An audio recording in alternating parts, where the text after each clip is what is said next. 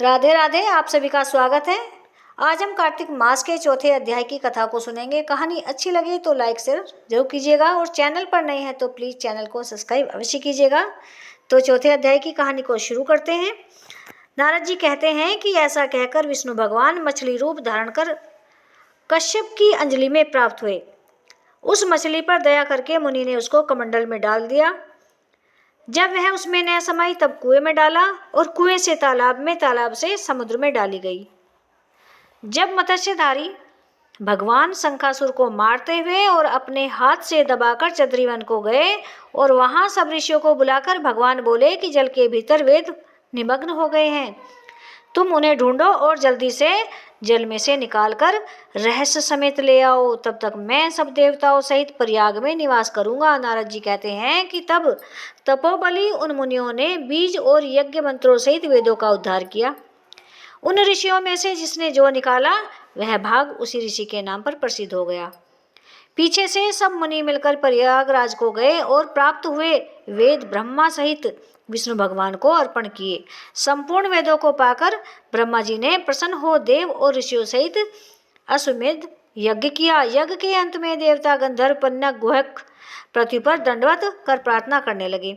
देवता बोले कि हे देवादिदेव, हमारी विज्ञप्ति को श्रवण करो, यह हमारी प्रसन्नता का स्थान है, इसे तुम वरदान दो। हे रमापते, इन ब्रह्मा जी ने इस स्थान में नष्ट हुए वेद फिर पाए और हमने यज्ञ के भाग प्राप्त किए, इसलिए आपके प्रसाद से यह स्थान पृथ्वी में अत्यंत श्रेष्ठ हो गया है और पुण्य देने वाला हो गया है। यह महीना भी ब्रह्म हत्या आदि को दूर कर अक्षय फल देने वाला हो गया है। श्री विष्णु बोले, देवताओं, जो बात तुमने कही यही मुझे भी अभीष्ट है, सो ऐसा ही होगा।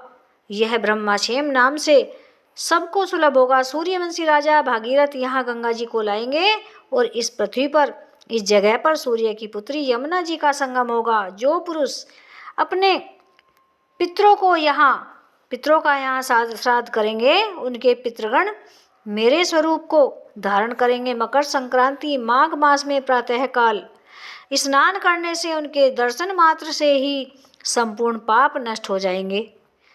जैसे सूर्य से अंधेरे का नाश हो जाता है और उनको मैं सालोक्य, सामीप्य और सारूप्य, इन तीनों प्रकार की मुक्ति क्रम से देता हूँ।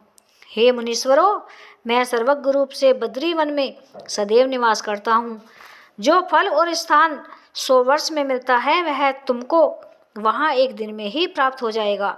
उस स्थान के दर्शन करने वाले मनुष्य जीवन मुक्त हो जाते हैं। सूत जी कहते हैं कि विष्णु भगवान या विष्णु देवताओं से ऐसे कहकर ब्रह्मा जी सहित वहीं अंतर्ध्यान हो गए और इंद्रादिक देवता भी अंशों से यहाँ आकर अंतर्ध्यान हो गए।